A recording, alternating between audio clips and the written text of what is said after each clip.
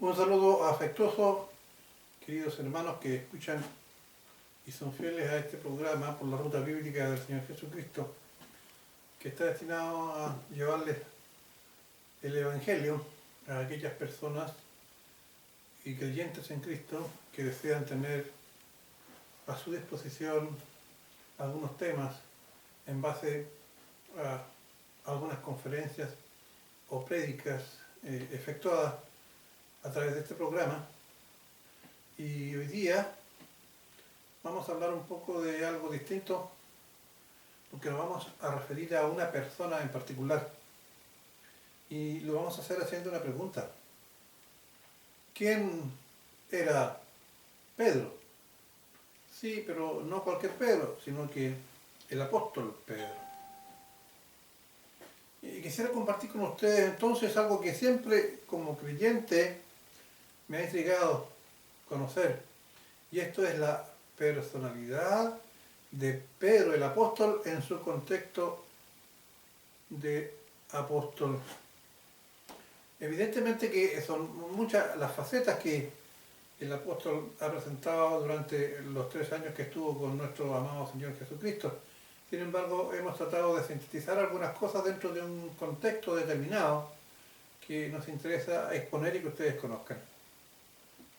Y lo digo no porque la Iglesia Católica le haya concedido gratuitamente un título de padre de la Iglesia y haya constituido en base a esto una jerarquía dentro de su estructura como Iglesia Católica. Para nosotros, los creyentes de doctrina evangélica apostólica, fundamento de los profetas y apóstoles, creemos que esta falsa idea se ha postulado con base a una errónea interpretación de los evangelios por parte de esta iglesia. No pretendemos entonces ahora exponer la argumentación bíblica del por qué es un error. No obstante, queremos conocer los fundamentos bíblicos que respaldan esta opinión. No daremos a conocer los fundamentos bíblicos que respaldan esta opinión nuestra, porque no es el tema de este trabajo o predicar, pero que a nuestro juicio lo dejaremos a teólogos que a la luz de la hermenéutica, la exegesis bíblica y otras herramientas, y principalmente bajo la conducción del Espíritu Santo, para que sean ellos los que lo fundamenten, y de hecho hay una gran cantidad de estudios de teología que hablan al respecto. Pero veremos entonces a medida que avancemos y encontremos en Pedro a alguien muy parecido a nosotros, en el que nuestra carnalidad conspira en contra de nuestros deseos de santidad.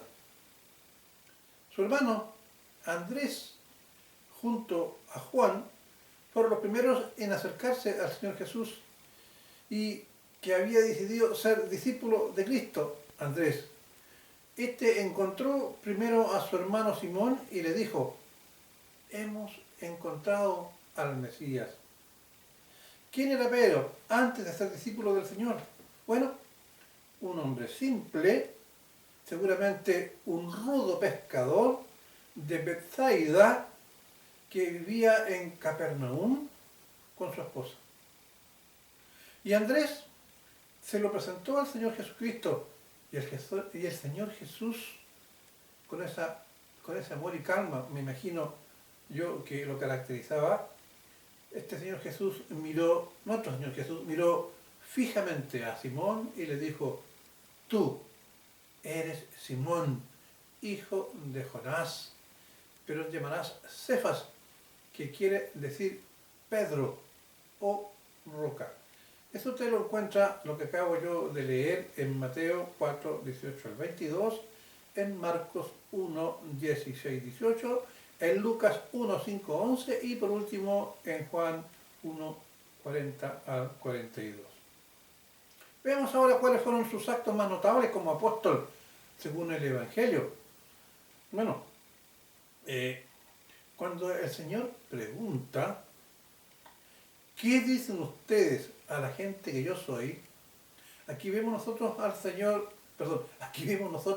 al apóstol Pablo preguntar según Mateo, perdón, responder según Mateo 16, 16, 17.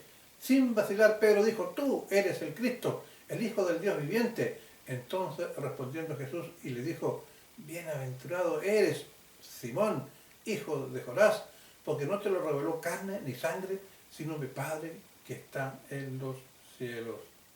Fíjense ustedes que Pedro, con toda esa impetuosidad que le caracteriza, y también podemos decir o deducir con un poco de falta de humildad, pasó por encima del resto de los apóstoles, y sin embargo él responde algo que el Espíritu Santo le había revelado, y el Señor Jesucristo entonces le declara con esas palabras que es un bienaventurado. Pónganse ustedes en el lugar de Pedro. Si nosotros viviéramos en esa época, yo pienso que deberíamos sentir un gozo inefable y pensar que es el propio Dios en la persona de Cristo quien nos está hablando. Desde el punto de vista, Pedro era un hombre muy afortunado. Pero Pedro, como ya dijimos, era un hombre muy impulsivo, y también se da la licencia, por decirlo de alguna manera, de recriminar al Señor Jesús y carnalmente, cuando en Romanos 6:7 señala el Evangelio.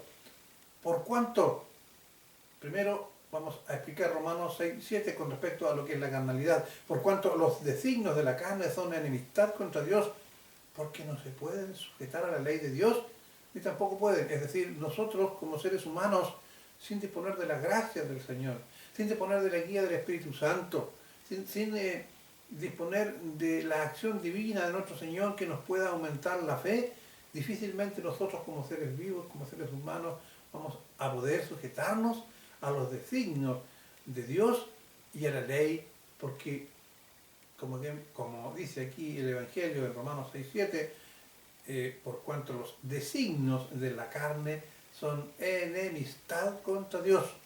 Nosotros no nos queremos sujetar a la buena aventuranza y a las órdenes y reglamentos, decretos, valores, instrucciones que el Señor Jesucristo y nuestro Señor, nuestro Padre Dios, nos entregan a la luz de los Evangelios. Y aquí lo explica, porque no se sujetan a la ley. Y ni tampoco puede. O sea, ni aunque queramos, nuestros ojos nos llevan preso al pecado. Cuando vemos, por ejemplo, dinero en abundancia, nuestro corazón se inclina muchas veces, oh, cómo me gustaría tener ese montoncito de dinero. O con la carnalidad propia del hombre natural. Nosotros los hombres, estoy hablando como hombre, no me puedo poner en el lugar de una mujer, pero vemos a una mujer hermosa, nuestros ojos nos brillan. Bueno, aunque quisiéramos no hacerlo. Y no es una justificación. El Evangelio dice, no se sujetan a la ley de Dios, ni tampoco pueden, a pesar de que hay que hacer el esfuerzo. Podemos agregar también que el Espíritu Santo aún no había venido, pues el Señor no había sido crucificado ni resucitado.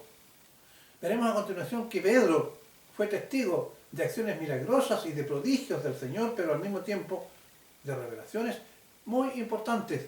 Eso debía haber marcado a Pedro, como al resto de los apóstoles, para tener una fe inquebrantable. Mucho se habla y se elogia al apóstol Pablo, y con mucha razón. El apóstol Pablo no vivió estos momentos maravillosos que vivieron el resto de los apóstoles. Y sin embargo el apóstol Pablo fue un ejemplo en conducta, en palabras y en obras.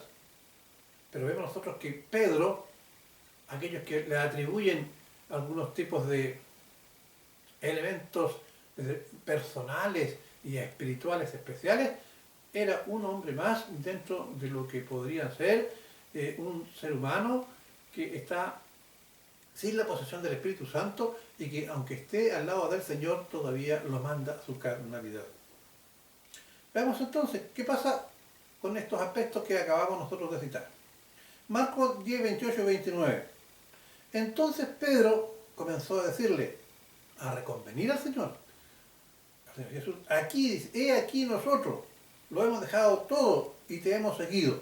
Es decir, lo que él está tratando de decir, el contexto más grande, es que, ¿qué nos va a pasar a nosotros, pues, Señor? Si nosotros hemos dejado todo y vemos que hasta el momento no es mucho lo que tenemos.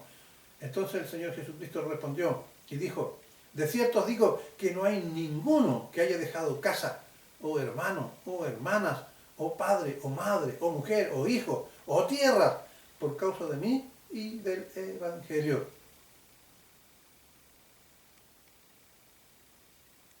Con esto el Señor Jesucristo les estaba diciendo de que ninguno iba a quedar desamparado, que Él los iba a cuidar y Dios le iba a dar aquello que era necesario. Luego en Marcos 11, 21 y 22 señala, entonces Pedro acordándose le dijo, Maestro, mira la higuera que maldijiste, se ha secado. Y respondiéndole el Señor Jesús le dijo, tened fe en Dios. De la propia boca del Señor Jesucristo le estaba indicando por medio de ese acto, por cuanto el Señor Jesucristo había hecho que la higuera se secara, que eso, si bien es cierto, era un acto que a los ojos de Pedro no era conveniente, porque una higuera da frutos, pero el Señor Jesucristo la reconviene y la higuera se seca al instante. Y dice, ten fe, es decir, yo sé por qué lo estoy haciendo, hombre de poca fe. Y en Marcos 12, 3 y 4, y se sentó en el monte de los olivos frente al templo, estamos hablando del Señor Jesús, y Pedro, Jacobo, Juan y Andrés le preguntaron aparte, dinos, ¿cuándo serán estas cosas? ¿Y qué señales habrá cuando todas estas cosas hayan de cumplirse? Queriendo de alguna manera obligar al Señor Jesucristo que les diera o los iluminara o les revelara algunos misterios que hasta el día de hoy aún se mantienen. Y el Señor Jesucristo responde que Él, no hay ninguna persona que lo sabe, ni Él lo sabe, solamente es una potestad del Padre que está en los cielos. Ni el día ni la hora nadie sabe. Y después le dice, bueno, aprender, y le dice de algunas cosas que son naturales, que cuando empiezan a aparecer ciertas cosas en la naturaleza, bueno, así mismo vendrán guerras, rumores de guerra, etcétera, etcétera. Serán avisos, pero no es que sea el fin, pero el fin está pronto. Verán rumores de guerra, guerras, y verán terremotos, calamidades, y ahí ustedes podrán interpretar que el tiempo está por cumplirse.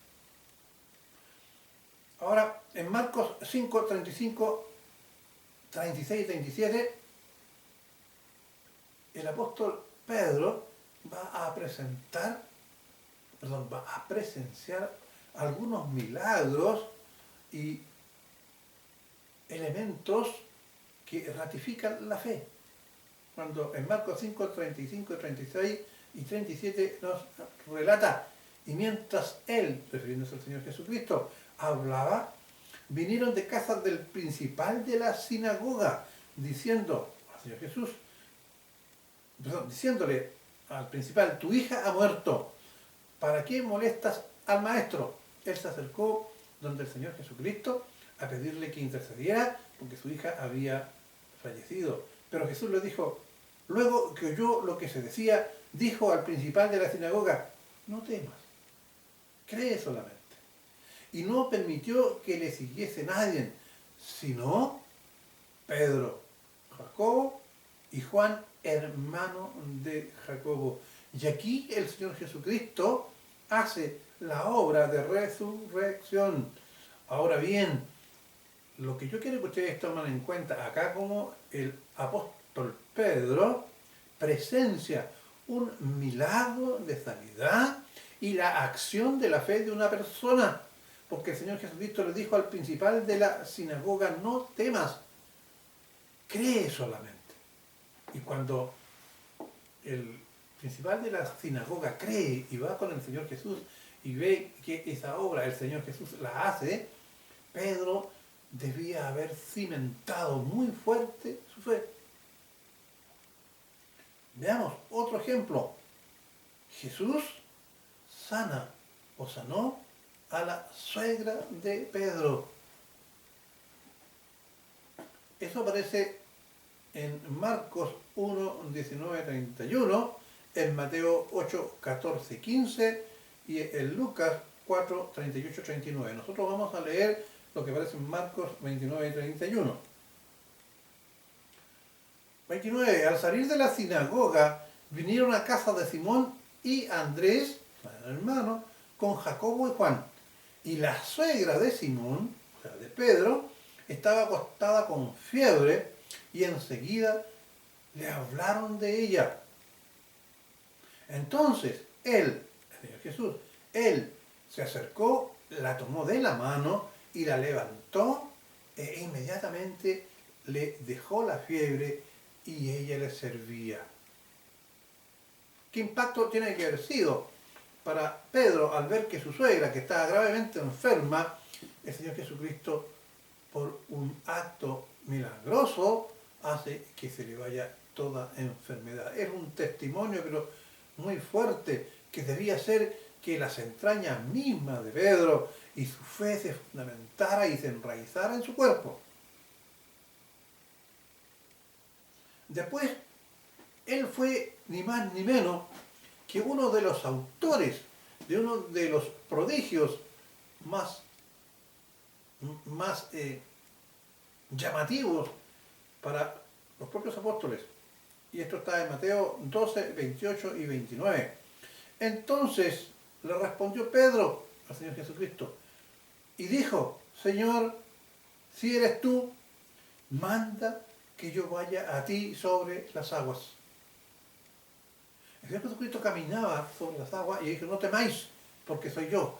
Y el impulsivo de Pedro, con su impulso que lo caracteriza, no estoy diciendo con eso que sea algo dañino ni malo, sino que era parte del carácter, y él le dice: Señor, manda, si eres tú. Ya hay una duda, y dijo: Señor, si eres tú, porque estaba dudando, a pesar que lo conocía, que había visto todos los milagros anteriores, y volvía a dudar en su corazón endurecido, carnal, de un ser humano.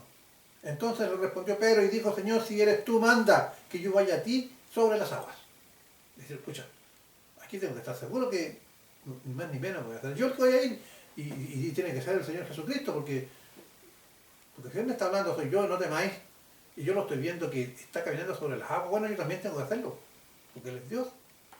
Bueno, y Él le dijo al Señor Jesús: ven. Y descendiendo Pedro de la barca, andaba sobre las aguas para ir a Jesús.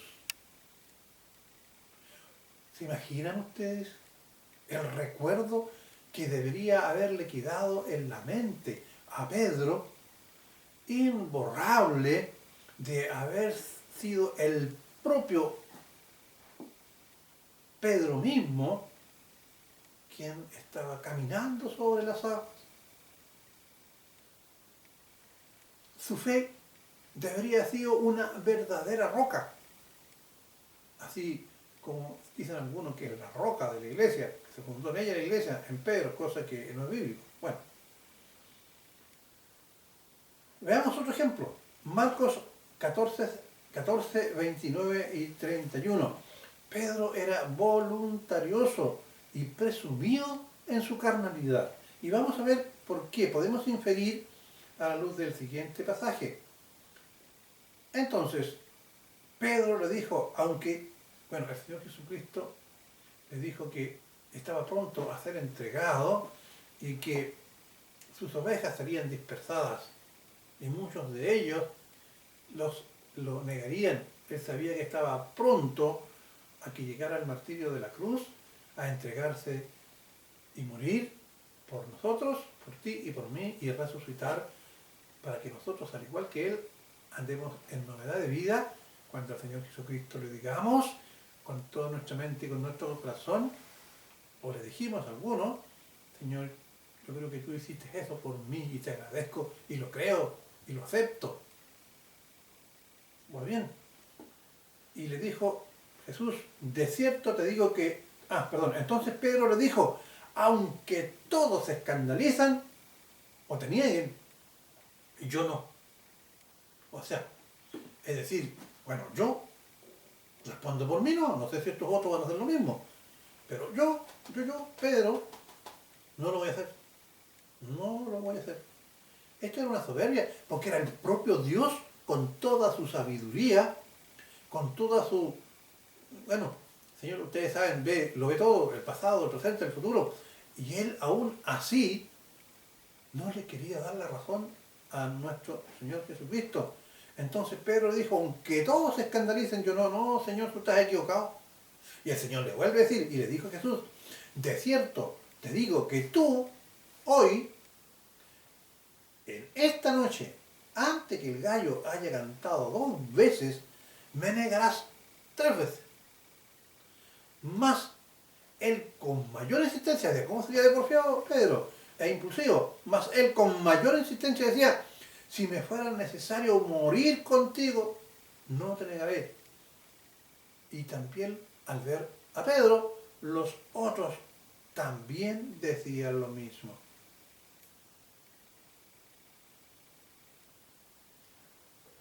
Ahora, veamos Juan 18, 10. Cuando el apóstol Pedro nuevamente inicia un acto impulsivo. Cuando el Señor Jesucristo lo fueron a buscar al huerto de Getsemaní y llegó Judas y le dio el beso para identificarlo, para que no se equivocaran los soldados mandados por el Sanedrín y acompañados por romanos para apresarlo, entonces el apóstol Pedro, bueno, aquí carnalmente dijo, yo me acordé de lo que dije y lo voy a defender. ¿Y qué es lo que hizo? Juan 18:10 nos ilustra. Entonces Simón, Pedro, que tenía una espada, lo sacó e hirió al siervo del sumo sacerdote y le cortó la oreja derecha. Pedro, ¿y qué hace el Señor Jesucristo? Dice, detente Pedro, porque el que ayer mata, ayer no muere, o el que mata con espada, también va a morir por la espada, no seas insensato. El Señor Jesucristo le toca la oreja y le restituye la oreja y le sana. Aún allí el Señor Jesucristo estaba haciendo un milagro que nadie lo podía hacer, sin embargo, ni los apóstoles, ni las personas que iban a buscarle para apresarle, pudieron darse cuenta o no quisieron darse cuenta que era el propio Dios quien estaba actuando, pues en el momento en que restituía la oreja de ese siervo del hombre principal del Sanedrín, que le restituye la oreja arrancada por el corte de la espada de Pedro en su oreja, queda como si nunca hubiese tenido un corte, un milagro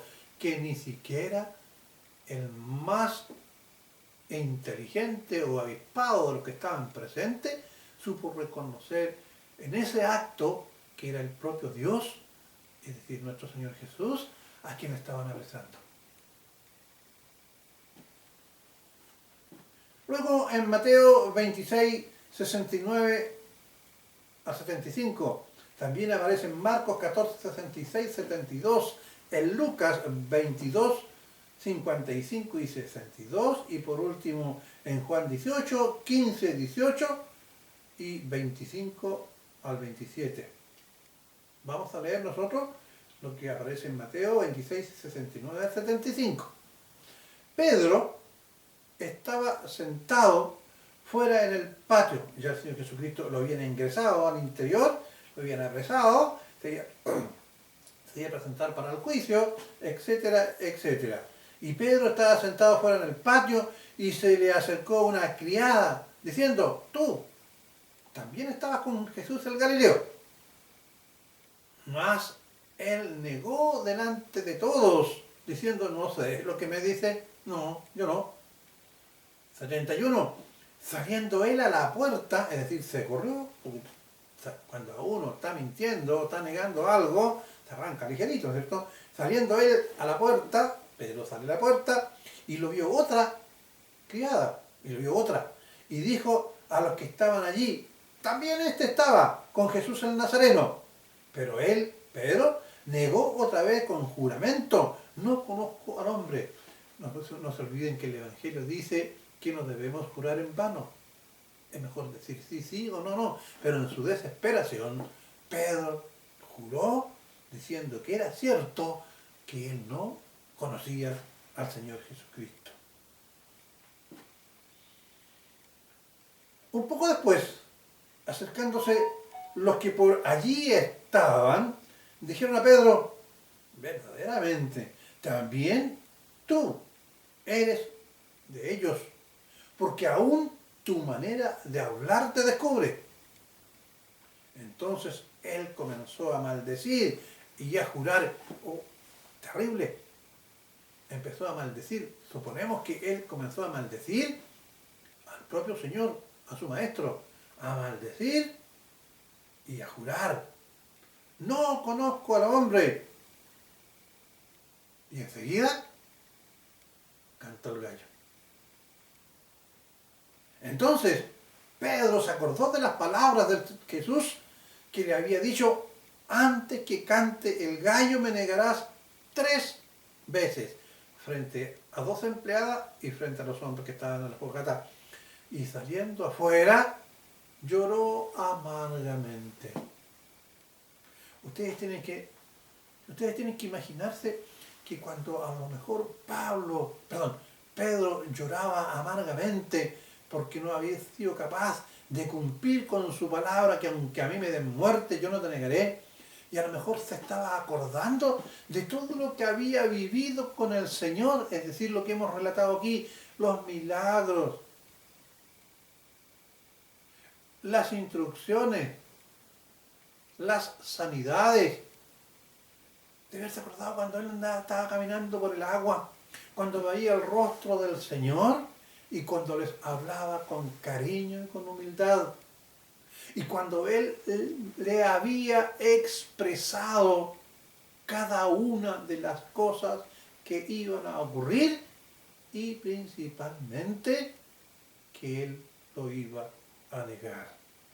Y él llora amargamente porque además hay otro tipo de situación que vamos a explicar más adelante.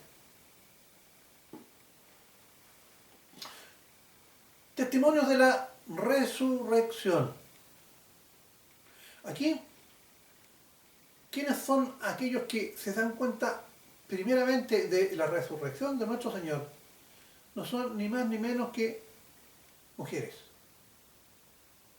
Para aquellas queridas compañeras, esposas, hijas, etcétera, que dice que el Evangelio es machista y las ha dejado a un lado, podemos decir que el Señor permite que sean mujeres quienes sean las primeras en recibir la bendita noticia de su resurrección. Veamos qué dice en Marcos 16, 1 y 5, 6 y 7. Cuando pasó el sábado, María Magdalena, María la madre de Jacobo y Salomé, 3 mujeres, compraron especias aromáticas para ir a ungirlo. Esa era una tradición judía. Los muertos, antes de llevarlos al sepulcro, los lavaban y los ungían, los untaban con especies aromáticas para que su estadía en los lugares donde los llevaban a sepultar obviaran el natural olor que despide uno o que va a despedir usted o yo el día que fallezcamos. Entonces, estas mujeres fueron a la tumba del Señor para poder ungirlo. Es más, ellas más adelante en otros versículos estaban muy preocupadas porque ellas habían visto que había una gran piedra. Bueno, ¿y quién va a ser el que nos va a ayudar a mover esa gran piedra? No obstante, ellas se dirigieron a la tumba.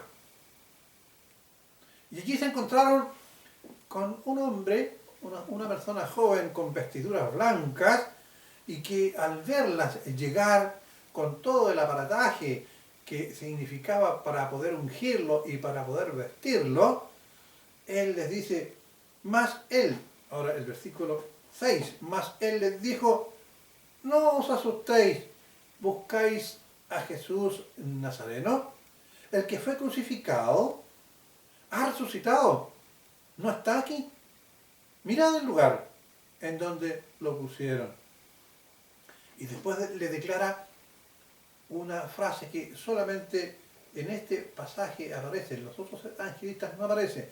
Y dice, 7, pero id, decid a sus discípulos, y agrega un mensaje especial, y a Pedro, que él va adelante de vosotros, el Señor Jesús, a Galilea, y allí le veréis como os dijo. Es decir, se está cumpliendo de las instrucciones que él les había dado.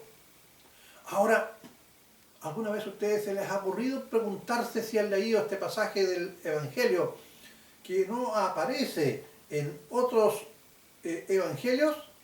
Es decir, lo que solamente Marco lo ilustra en el versículo que ya les acabo de leer, y lo repito, pero id y decirle a los discípulos y a Pedro que él va adelante de vosotros a Galilea, y allí veréis, lo veréis como os dijo, que se preparen porque el Señor Jesucristo iba a conversar con ellos.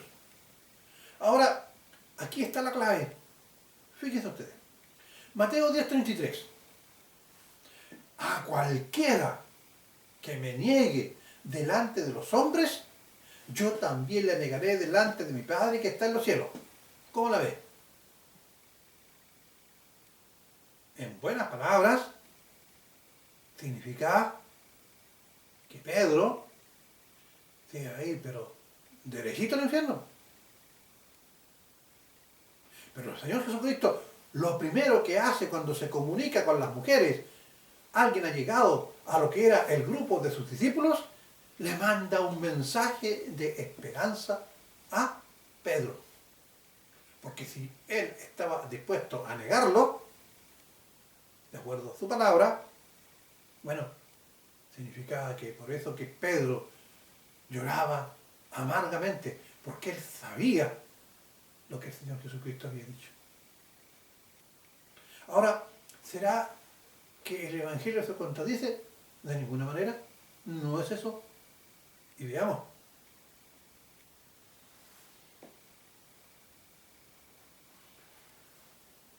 La explicación y la justificación de esta aparente contradicción bíblica, que no es tal, está dada bajo la explicación del amor y de la responsabilidad de Dios cumplida en el Señor Jesucristo.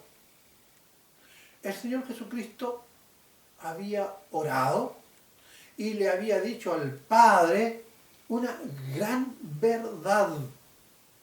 Y por lo tanto, esa verdad se cumple, porque el Señor Jesucristo y Dios Padre en su omnisciencia sabía que esto iba a ocurrir, y el Señor Jesucristo ora en Getsemaní. Y vamos a leer aquí en Juan 17, 11 y 12 lo siguiente, y vamos a tener la explicación. Padre Santo, a los que me has dado, guárdalos en tu nombre, para que sean uno, así como nosotros. Cuando estaba con ellos en el mundo, yo los guardaba, es decir, los cuidaba en tu nombre. A los que me diste, los 12, a los que me diste, yo los guardé. Y ninguno de ellos, ahí está la clave, y ninguno de ellos se perdió, sino el hijo de perdición, para que la escritura se cumpliese. Es decir, uno era el traidor, Judas.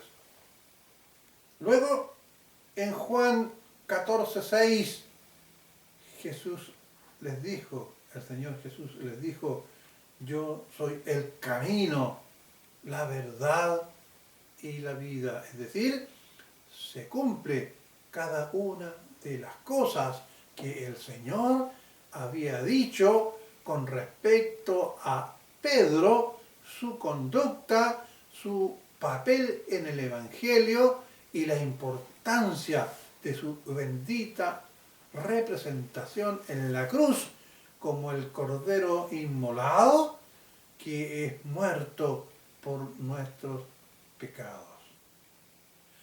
Pedro, en Pentecostés, cuando el Señor, antes de ir, se reúne en el aposento alto con los apóstoles y habían otros hombres más del Señor, el Señor Jesucristo llama para que venga el otro Consolador, llega el Espíritu Santo y se posa en todos los reunidos y nace la iglesia y los creyentes reciben el Espíritu Santo de la promesa, que tiene como principal objetivo llevarnos a la cruz, a la vida, al ejemplo, a la obediencia, al amor, al respeto, a la fe en la salvación de nuestro amado Señor Jesucristo.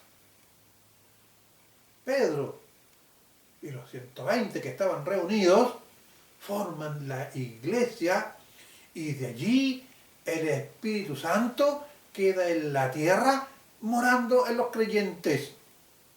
Ya Pedro no va a ser tan impulsivo, aunque lo sigue siendo, porque veamos más adelante en Hechos, cuando el apóstol Pablo señala y tuvo que contender duramente con Pedro porque estaba obligando a los gentiles a judaizar, es decir, a hacer rituales que estaban establecidos en el antiguo pacto, cuando bajo la gracia ningún creyente judío o griego o gentil están libres de la ley porque están bajo el tiempo de la gracia.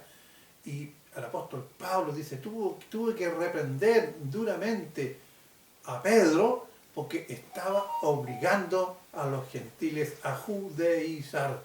Es decir, porque como habían judíos en las asambleas que ellos posiblemente, con su ejemplo, estaban tratando de volver a las antiguas prácticas y Pedro impulsivamente cayó en la trampa de poder hacer que estos hombres nuevamente recayeran. O sea, es decir, no estaba dejando paso a que el Espíritu Santo que había recibido en Pentecostés como creyente en el Señor lo guiara a la verdad. Y va a ser el apóstol Pablo quien lo reconviene. Sin embargo, el apóstol Pedro cumple un papel muy importante como apóstol en las bases de establecimiento de la iglesia primitiva apostólica que nos entregó a nosotros la palabra del Señor. Por lo tanto, estimados hermanos, debemos ser capaces de poder actuar en el Espíritu más que en la carne. El apóstol Pedro, es un ejemplo de un hombre del Señor, pero también es un ejemplo de muchos elementos de la carnalidad. Debemos ser capaces de matar la parte carnal que hay en nosotros.